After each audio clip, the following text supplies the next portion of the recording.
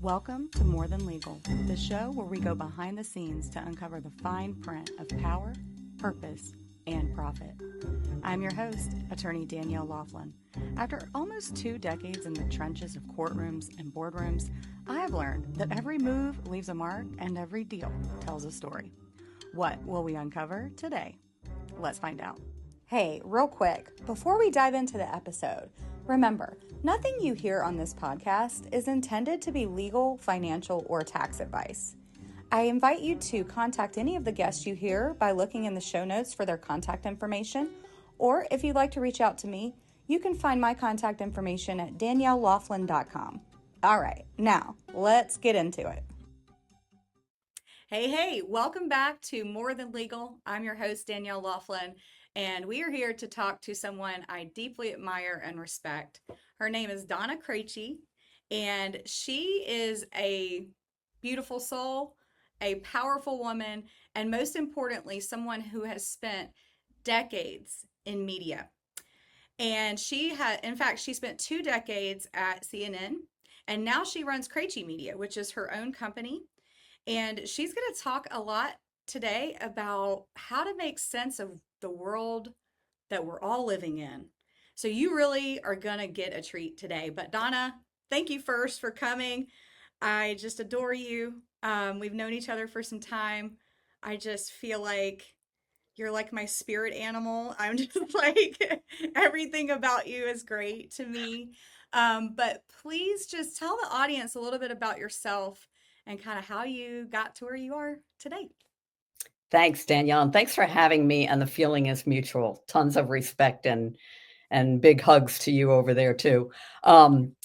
So, as Danielle said, I am Donna Krache. I have spent, decades. I won't tell you how many in media. I've kind of got a dual track here because I was an educator to start. I was a high school teacher, social studies, went into media, became an executive producer, started my own company, taught at Georgia State, where I taught Panthers. journalism. Yep, go Panthers. And basically, I guess I've kind of done a lot of different things that I'm very proud of. But to me, it's all about information, conveying information to people. And that's kind of what I've built my career around. I love it, Donna. Thank you. And in this world, it's hard to know what the right information is. And it's been just you and I were talking before we even started recording about, in fact, we had planned to talk some time back, and then we had some circumstantial issues that kind of came up. And so now at the time that we're talking, there's been a lot of things that have happened that have really taken uh, I guess our media industry has been under a transformation for some time. Obviously, we've seen that through COVID and things like that. But today, we're really facing what, in my private conversations with friends and colleagues, feels like an unprecedented moment. And so you were in the newsroom during other unprecedented moments, right? Right. And so, Right. when you talk about information, I get really excited because as a lawyer, of course, I'm all about the evidence, right? It's got to have the evidence. When you were in the newsroom, what did success mean to you then? There's a lot of forces, right, that are Right. kind of coming to play. And then did that definition of success change over time for you? What's been your experience in the behind the scenes positions that you've been in? Success for me meant I started as a writer and became a producer and then executive producer, and it always was about telling the truth because that's the guiding principle of true journalism is tell the truth. Um, when you tell the truth, and if there are different sides, you need to balance it, but sometimes there aren't. Right. If you ask me what the weather is, as a meteorologist, I need to tell you this is the temperature. I don't need to balance that, right? But Right. there are times, of course, when you do need to balance what you have if there are perspectives that need to be told. And that's a tough line to walk. Now, success to me always meant producing a show that was accurate and fair. Whether that was, in writing the scripts I was writing, in actual production and video shooting, interviewing, whatever it was. And that was either broadcast or online, the digital space, which I worked a lot in as well. So that hasn't changed for me. When I taught, I had the same mindset because what I wanted to what I wanted the young journalists to understand was that if you tell the truth, you will always be doing the right thing. So good. Um, Telling the truth is hard for people. I've witnessed that, obviously, in my line of work. Oh, yeah. A lot of times it's like you don't want to face the consequences maybe of what the truth really is. Have you seen, and we kind of sent some questions, but I know you can talk with me about this. So there's this adage, the truth will set you free, right? Right. And and I've seen that. That's true. I mean, it's been true for me to face the hard truths of my own life, right? But even in your career in the media, right, you have a truth of your life, and then you have a truth that is of whatever the subject matter is that you have to tell. So I guess the question for me becomes like what decisions during your career came with the pushback and where you had to be forced to make the right call to tell the truth. You know, can you Wow. share some of that? There are two things I can think of right off immediately as soon as you ask that question. One of them is a corporate thing. Now, Mhm. you're a businesswoman and Oh you yeah. understand corporate mentality and so on. Um, there was a time at one of the organizations I worked for where when you were giving employees their annual evaluation, you could not give more than one the highest evaluation. Okay. As an educator, personally, I don't believe in the bell curve. I don't believe that, two kids will get A's and everybody else will get C's. I don't Yeah. buy that. I could have a room full of geniuses. I could have a room full of people that don't want to be there and they are Mhm. getting D's and F's. I don't know. But to presuppose that there's only going to be one rock star is, I think, unfair. Yeah. So at this particular company that I worked for at the time, I won't even tell you which one, but it was a different company. I pushed back and I had two people in my team that I said needed to be given the highest rating and therefore the highest raise. Mhm. I was told couldn't be done. So what did I do? I submitted it again.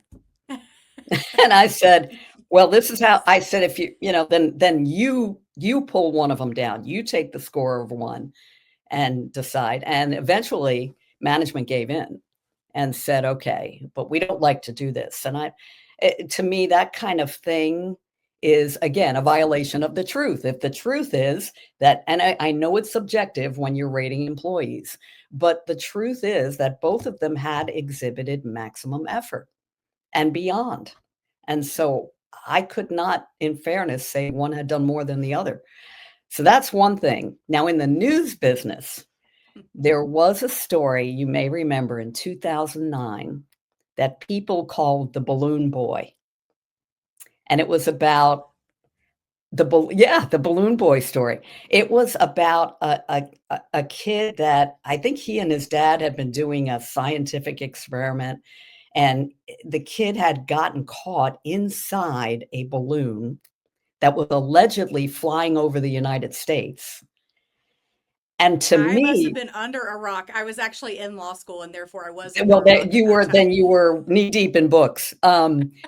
But this was, to me, laughable. I mean, they showed the balloon. There's no way a kid, and this kid was like 8 or 9 or 10, I don't even remember. But to me, there was no way there was a kid in that balloon. Okay. Yet many news networks covered it. They covered it live. It was in the afternoon, and they were showing the balloon, and I just said to my team, "We're not covering this." And they said, "But everybody's covering." And I said, "This is gonna turn out to be a hoax. I guarantee you. It doesn't smell right." It And doesn't. sure enough, Scientifically, it's very challenging to accept that as true. well, Yes. and sure enough, it came out that the father had told the kid to hide in the attic, and he was gonna say the kid was in the balloon because the dad was trying to get a reality TV show or get on a show. But the point Oh, was, he wasn't there. The kid was not in the balloon. So the balloon boy story, if you Google it, you will see that it was a non-story. And it was one of those things where sometimes in the news business, you do have to trust your gut. And oh if it yeah. doesn't make sense, just go, "No." Not So we gonna didn't do cover it. it. Well, and thank goodness that you were in a position of authority to be able to prevent covering that, right? Because other people Yeah, probably would have just done it. and had to you kinda go on air the next day or that night and say, "Well, it was a hoax," or, "Here's the resolution." And even if you covered it with the best intentions, you still had to step back and say, "Well, we did that and sent crews out there, and it basically was nothing." I mean, And it was nothing. and Yeah. and I could have been wrong, You but I could wasn't, have. Right. but I wasn't. Absolutely. Well, and that's the courage, like the courage to be wrong. I may be wrong, but if there's something that's inside of me and we all are our own person. So, you know, am I really a moral and ethical person? I mean, how could you know that, right? Right, right, right. Until you see my deeds, I guess maybe. But for most people, we all think we're, this moral person. And I think it's interesting because we get these little whispers, we get these little nudges sometimes. We have that conscience that comes and says, "Is this right? You know, Yeah, yeah, is this real?" And many people, and again, going back to what I do for a living, advocating for people that for some reason or another were either unable to advocate for themselves at a time when they were taken advantage of, or maybe now don't have the ability to do that because now it's escalated to a legal place, right? right. But good people ignore that. And Mm, so it's so courageous to listen to it and go with it, even if you might get egg on your face. And yeah, it's a sign of a true leader. And so I just admire that so much because I can only imagine the pressure that you may feel, especially in the newsroom and in big media, to get there, do it first, do it fastest, get the best coverage, get, what all the things.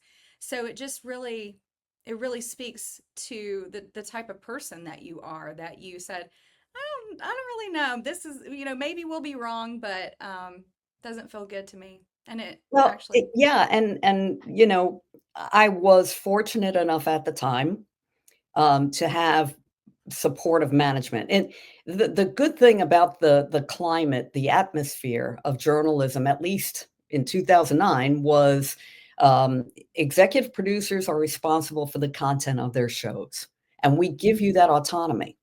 Now, had things gone the other way and I was called in, I am sure that knowing the management I had at the time, they would have listened to me and my logic behind it and been okay with whatever decision I made. Um, can't say that for all organizations. I can't say that for, maybe current times, certain situations. I don't know. But it helps to have the support of people who actually believe that you're gonna make the right decision regardless. And there were producers that carried this thing wall to wall, and they, in their mind, made the right decision.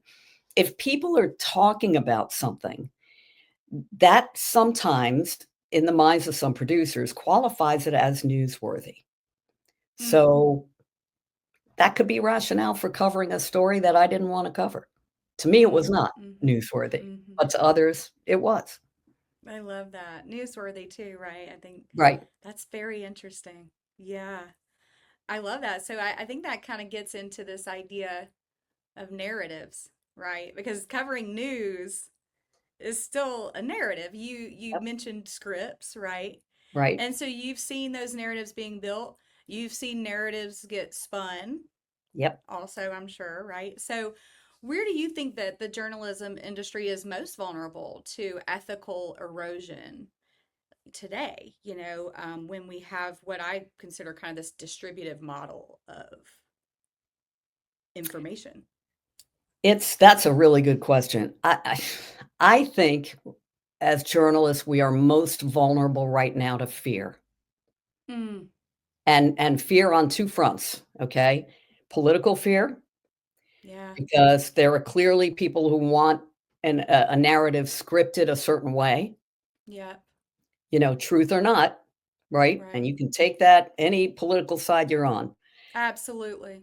So you've 100%. got political fear among journalists, which again, if that deters you from telling the truth, you've lost your mission, right?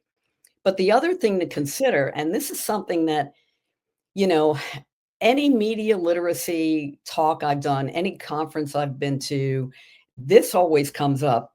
What most people don't they realize it, but they truly don't get it, is that news is a business, right? So Yes. news has to generate the corporate news, the legacy media have to generate a profit.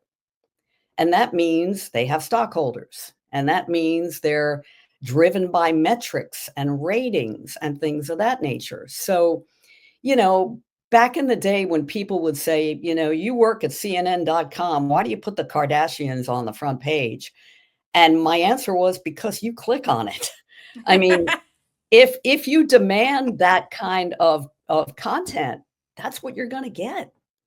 And this is the kind of thing that is really scary from the perspective of the truth, because you're ignoring content that really could shape your life in favor of, you know, something on social media about take this test to find out what kind of potato I am. I just it blows my mind. Now, that being said, I don't want to read endless articles on the economy. I don't want to read endless articles on, foreign aid to a country or whatever. We recognize that that content is a little dry, right? But it's the kind of thing where I think the fear that you see political fear with journalists, you also see a fear of the audience in some ways. Like, I have to produce content that's going to get clicks, so my advertisers, stay online with me or stay on air. I have to generate the kind of news coverage that mandates, 5 analysts at a table yelling at each other because that's what the audience wants to see. Well, that's fine, and healthy debate is wonderful, and civil discourse, please God it comes back, is a Yes. wonderful thing, right? Right. But the problem you have here is when you are scripting for the sake of the audience, and just bypassing facts and evidence and truth. Yeah, that's your business, right? When you're bypassing all of that, it becomes more theater than it does, factual conveyance of information. And that's the other fear. So you've got fear, political fear, and you've got fear fear of my audience, basically. I mean, Yeah. fear to shape the Maybe more metric. economic. Yeah, Yeah. yeah. Yeah. Yeah. So to me, journalism is very vulnerable right now on both fronts. I am just so moved by everything you're saying because fear is what is really holding a lot of us back from speaking truthfully. Yep, And when the fear has pervaded the the people that are supposed to be broadcasting, the truth tellers that are the journalists who have taken oaths, and they're afraid to speak. Um, that's when, like you said, not only do we not have civil discourse, we also we open a chasm right. for very dark forces to erode and regard America has many flaws, both both historically and in modern time. Like let's not be delusional, but it is the beacon of free speech, Yeah. of free expression, of a healthy press, of a courageous people. And so now, I think what saddens me today is seeing a country I love so much, principles that I love so much so that I endured the law school hazing, and the hazing from the courts, and then all over, and I just Right. keep going back for more, like a true masochist, I guess. Uh, but I love those principles, and I dedicate my life to them. And it seems to me that the fear is really now to such a level and such a degree that it's like a point, it's like a shift, Yeah. right? And like now it's like a responsibility, you know I Hmm. have to say the truth again, in a courtroom, right? In the Right. news media, uh there's different interpretations of evidence.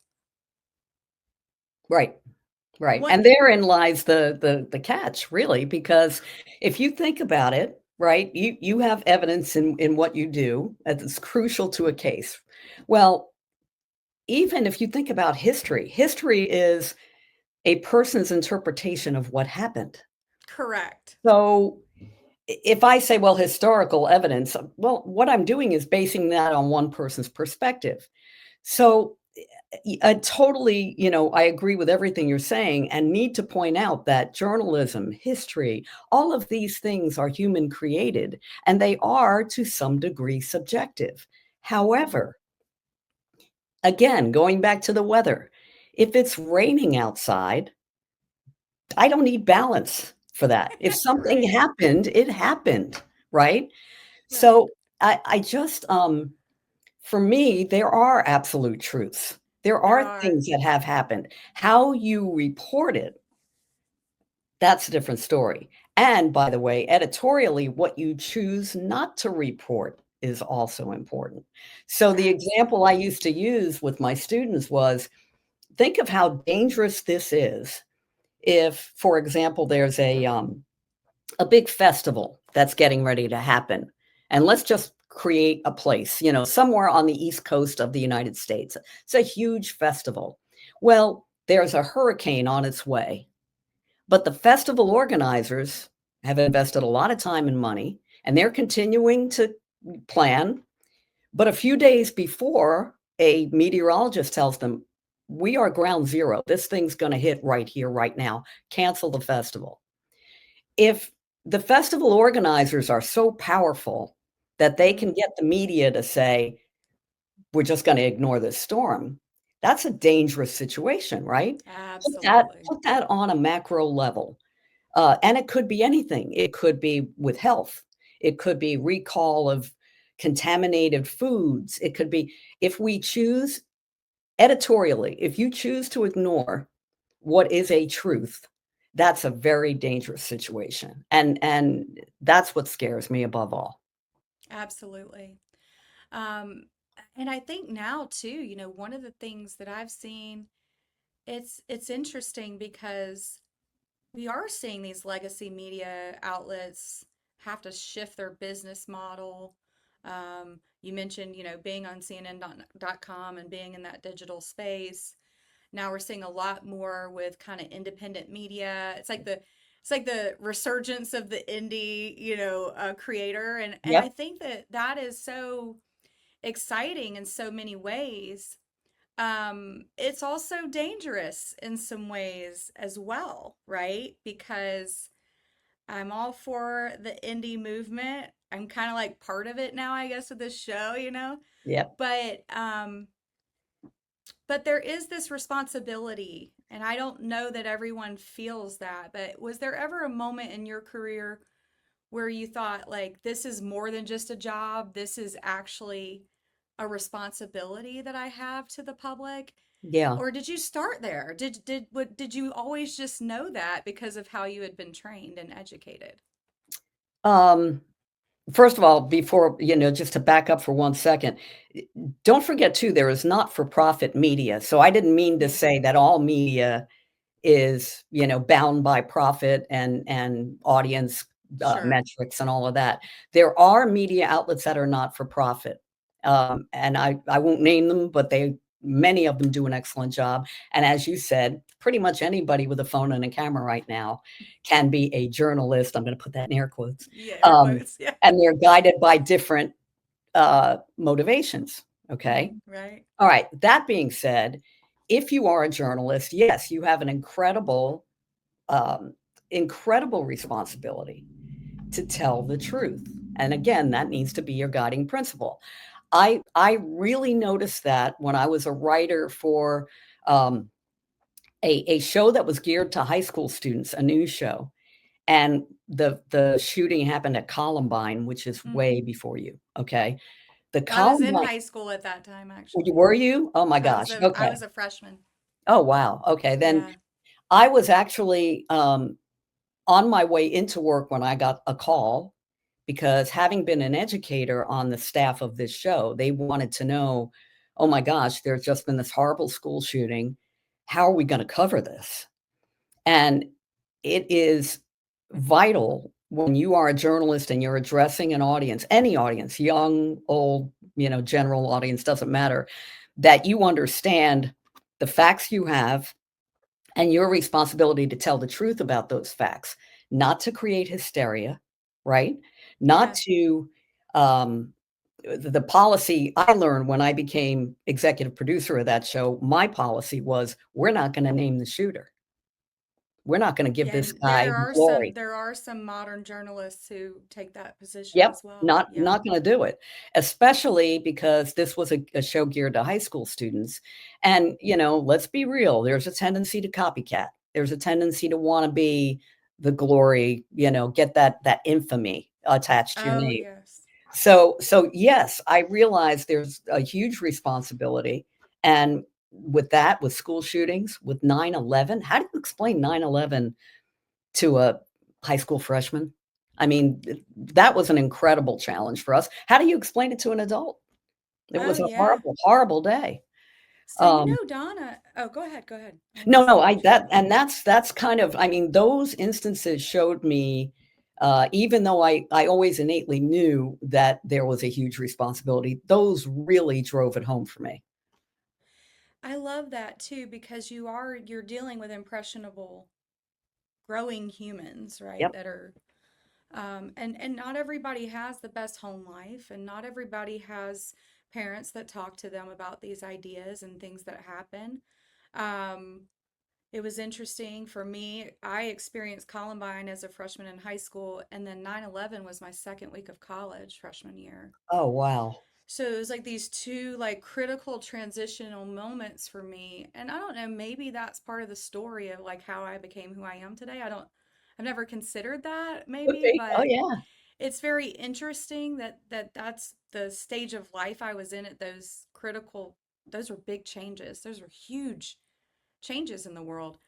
I do remember with the Columbine story in particular, yeah, there became a hysteria, and there were classmates that, this was the 90s, right? So I was kind of into grunge and hip hop and kind of this whole kind of alt lifestyle, I guess. Right. And so we had classmates that were all black, trench coats and boots, and now all of a Mhm. sudden those people are being labeled, those people are being ostracized, they're being bullied, they're getting lumped in with the horrific murderers.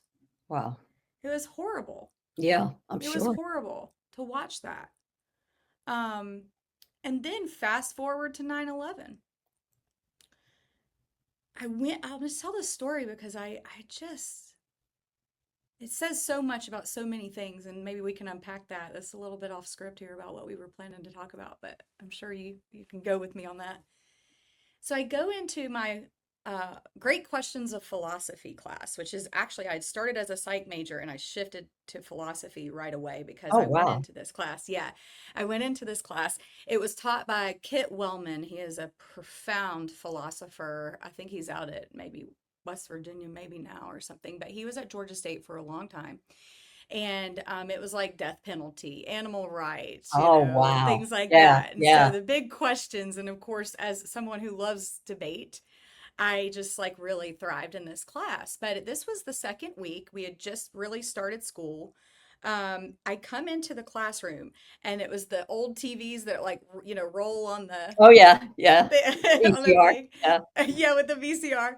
And I see the Twin Towers like hit, they're falling down. It's 9:30. And Ugh. I'm like, whoa, what movie is this? And this kid goes, no, this is really happening. And I laughed. And I said, no, it's not. And then it was like a few more people are like, yes, this is really happening. And then the next thing is a Time magazine lands on our desks. I mean, it was like, how do we have this publication with no towers on the front? And I was just like in this, I don't know, panic. I didn't know what to do. We all evacuate the classroom. We go out there in Georgia State where Sparks Hall is and the courtyard Yep, there by the yep, library, right? yep. There are all these snipers all over Oh, the tops of the buildings. The tens of thousands of students are everywhere. I couldn't get my cell to work. oh I get gosh. on MARTA. I'm 18 years old. I get on MARTA. It's sardine can. We thought because the dorms at Georgia State back then are now the Georgia Tech dorms, but they're right across from that Bank of America tower. And we're thinking, Oh, oh, well, they attacked the Twin Towers, which was a financial institution. They're going to attack the Bank of America tower. So, I mean, this was just like catastrophic.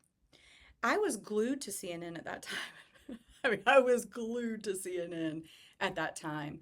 And it was just I mean, that really is real. I think the world changed so much oh, it at did. that Oh, moment. yeah. And I was just now even like entering adulthood. As you kind of think through, so you have this responsibility, you have a catastrophic event occur. You as a journalist, you know that people want answers. Um, and that's very high pressure. And so I think really what I'm trying to kind of circle back to maybe is if I can be honest about my experience as a civilian, however young and impressionable I was at that time, but Right. I was a civilian. Can I have empathy for the journalists today when they have catastrophic events and they're trying to figure out how do they tell the truth in a world where truth seems to be more subjective maybe than it ever really Yeah, has yeah, been? yeah. No, Do you I have any mean, thoughts about that? yeah, and absolutely. I mean, we're human beings too. I mean, there are always when there's a major catastrophic event, there'll be, people on hand to talk to if you want to talk to them. I was obviously not in the field in New Right. York at the time or Washington or Pennsylvania, but for those on the ground, God bless them. I mean, what they saw, what they heard, what they were told, that stays with you. And Mm, it is, it's an enormous amount of pressure to keep your cool, to tell the truth. I've seen journalists cry on air, and it was appropriate in the middle of Hurricane Katrina with a father recounting how he lost his wife in the flood, and you just it.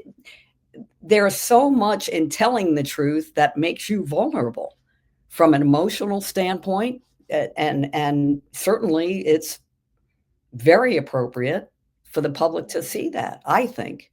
Gone are the days when somebody just sat there and told you the news. And in fact, for those of us boomers out there who remember the defining moment in our lives was the assassination of JFK. Oh, I was a little kid, and I remember Walter Cronkite taking his glasses off, and you could tell he was getting emotional. I mean, I was mm, like I was in grade school, and I remember that. I was in Catholic school. I remember the nuns crying. oh, Um, this is all an appropriate human reaction, and to mhm. think that journalists just need to tell you the facts and that's it. Well, yes, their job is to tell you the facts. Yes, their job is to tell you the truth. But is there going to be emotion in there? Absolutely. Just like Yeah, it's subjective when you read a history book, you're getting an account from several people, a team together. But this is a subjective business to that in that regard. Telling the truth to me is not subjective. Telling the truth is, you know, these a are the facts. exactly. And These are the then the story you build around it, you were speaking of narratives. That's where we get into, whose narrative are you listening to and what's the message and why are you given that message? absolutely.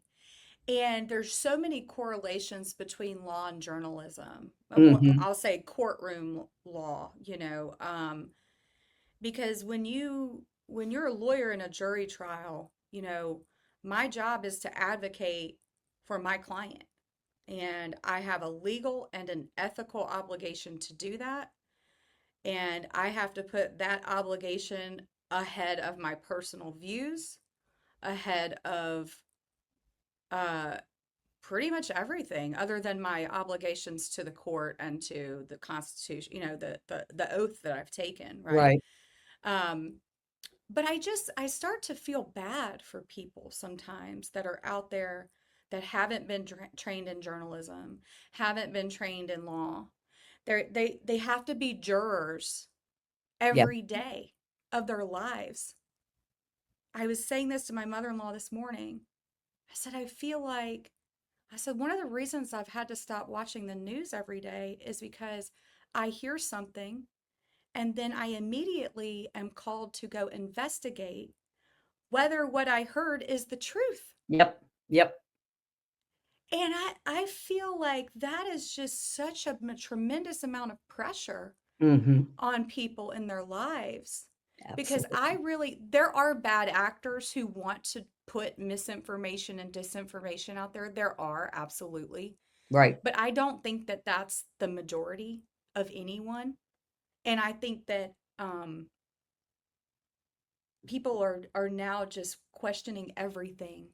No, they They're are, questioning and I don't everything. blame them. I mean, I my advice would be to find, several news sources that have a reputation for telling the truth, and it's a lot of work as a news consumer, but if you wanna be Absolutely. well informed, you need to look at different sources, maybe even some you don't agree with sometimes, just to see what they're emphasizing. Um, Absolutely. that's what I would suggest.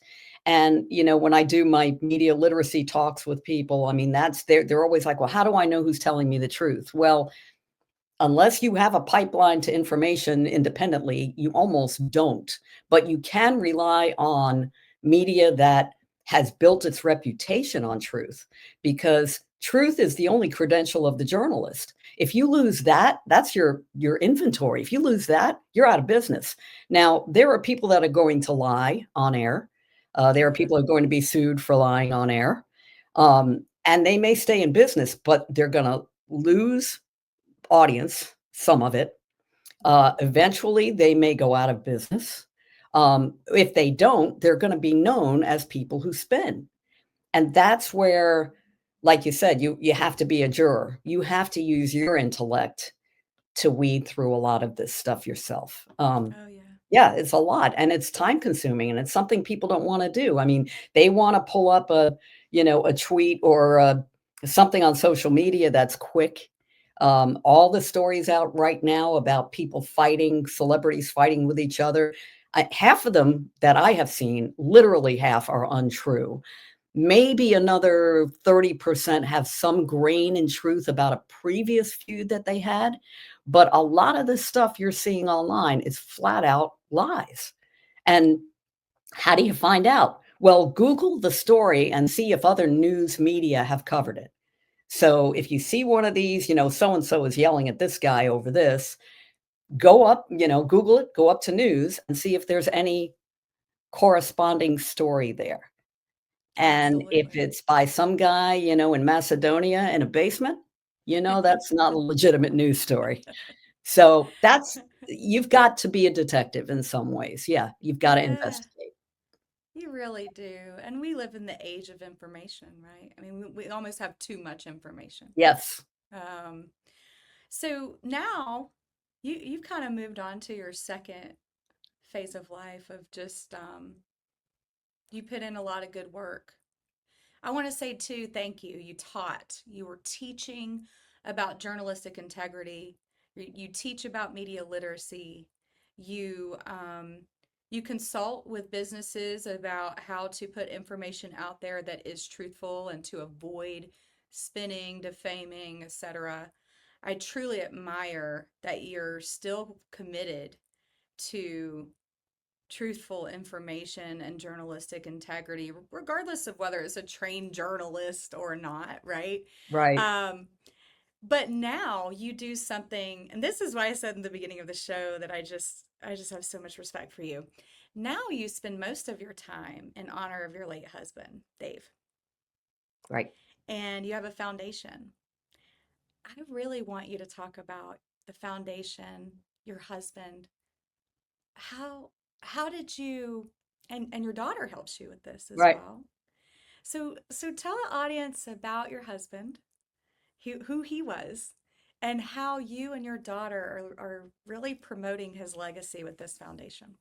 Yeah, thanks. The foundation is the Dave Krache Foundation, and I have my 2 daughters, one who's an attorney, Anne, as you know, and Allison is the oldest, and she was very much into sports.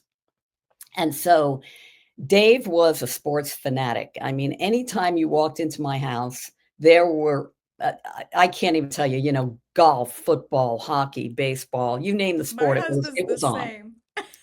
Oh, is he? Well, then it's Yes. like that's always the soundtrack, and to this day, I'm still a huge baseball fan, but anyway, um, this was Dave. Dave was all about sports all the time. He was a businessman, but he played sports in college. He loved sports. So Allison got the idea to keep his memory alive, um, to create a foundation for kids who wanted to play sports but their parents couldn't afford it because the fees, as you probably know, are now even now they're astronomical in many Oh, yeah.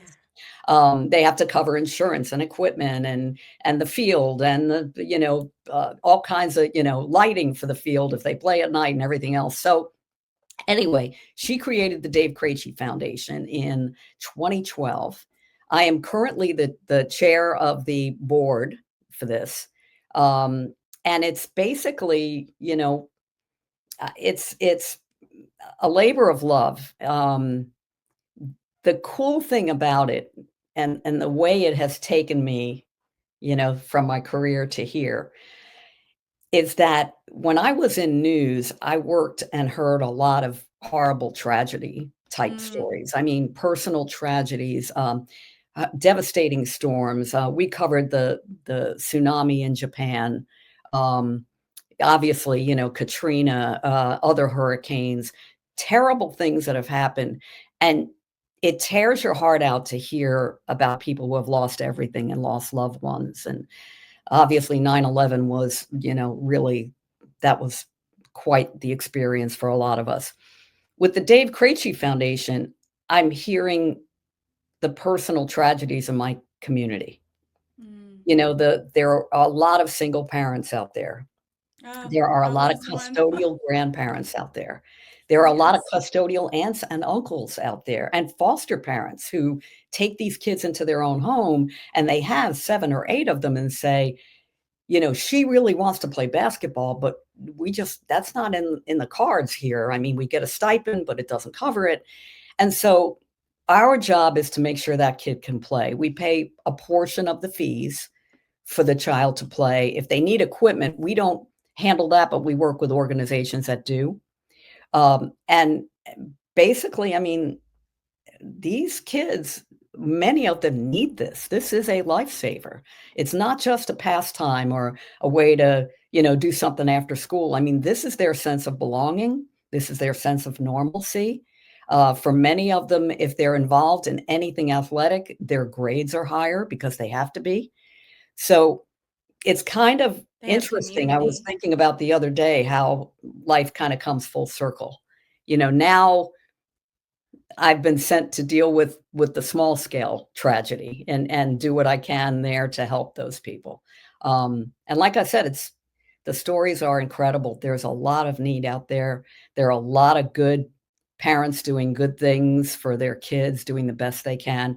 The times are tough, and these kids need us. So we help kids from all over Metro Atlanta. We are approaching. We sometimes give grants to organizations like rec leagues or schools, but we also help individuals, and we are approaching helping 2,000 kids. So, Amazing. yeah, so I know Dave would be thrilled if he knew what we were doing. I think Oh, he there. knows. Yeah, Yeah, he knows. yeah, And I'm sure that it is just, I mean, well, first too for your family, it's healing. yeah. Um, and I was a single mom for 7 years. I don't know if I've ever told you that, but Mm. and it was hard. I was a single mom in law school. Oh, Um, it wow. was very difficult.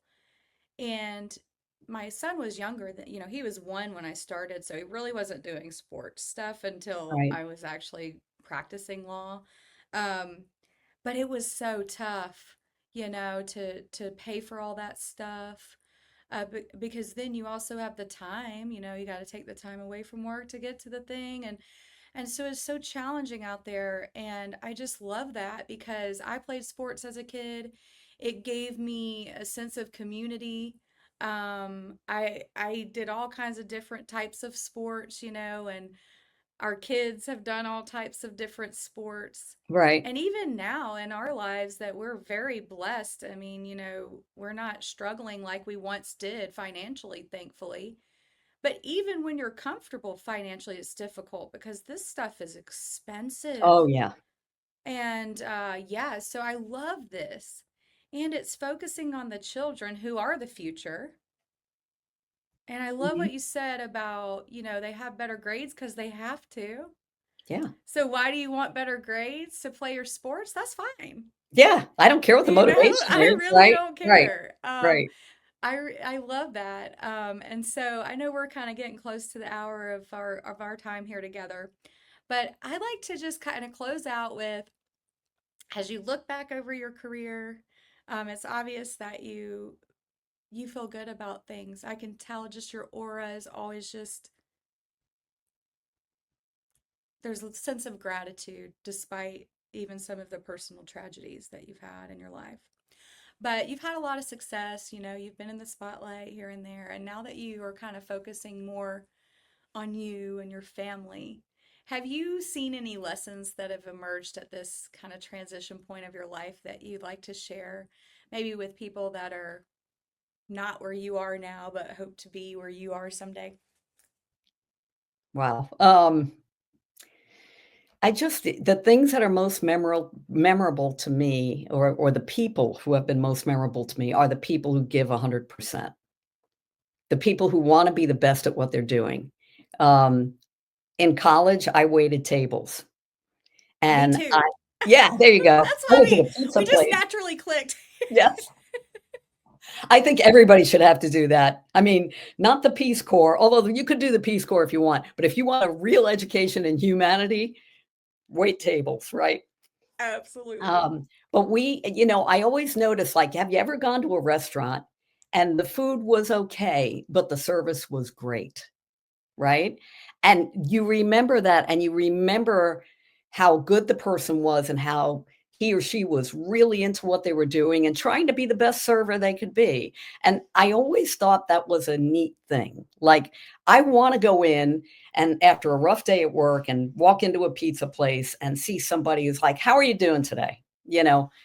"I'm Donna, I'll be your server, and here's what we've got, and you know what, I know I'm not much for mushrooms either, so I get it." I mean, somebody Yeah. that really engages, right? So what I have learned is no matter what you're doing, whether it's teaching, whether it's law, whether it's journalism, whether it's, a trade, a skill, and God knows we need skilled people, um, be the best at it or try to be the best at it, because that's what people will remember. They'll remember that that person was a phenomenal server. That person was just try to be the best you can be. You may not. There'll always be somebody better, but don't you want there to be a lot more people worse? I mean, Yes. be the best at what you can do, at what you're doing, or try to be the best at what you're doing. And never say no if somebody says, "Do you want to learn this?" I mean, I went through so many iterations at CNN of, we learned DOS, then we learned HTML. I mean, just one thing after the and by the time I walked out, people were shooting video on their phones. I mean, Yeah. you have to keep saying yes to learn, but that's part of being the best you can be if you never stop learning. So that's my mantra is, give 100%. I love it. You obviously give 100%. I don't know that I've ever had a conversation with you where I felt like you were checked out, not paying attention. You have a gift, I think, to really staying present. And there's just a humility about you, Donna, that's just very infectious. And I'm so glad that we had this conversation because many people know you in the world, and hopefully many more will get to know you, and especially our audience who they're here because they want to talk about more than what the law says is right, more than what the law will let you do, right? It's about how do you live a better life and be a better leader. So I really thank you so much for coming here and talking about your story. Um, if people want to find you, if they want to get in touch with you, where should they go? Probably LinkedIn. You can leave me a message there. Just Donna Krache, Krache. You can email my company, which is Krache Media, Krache Media, one word, at Gmail. If you want to talk to me about, on-air training or writing or anything like that, that I may be able to help you with.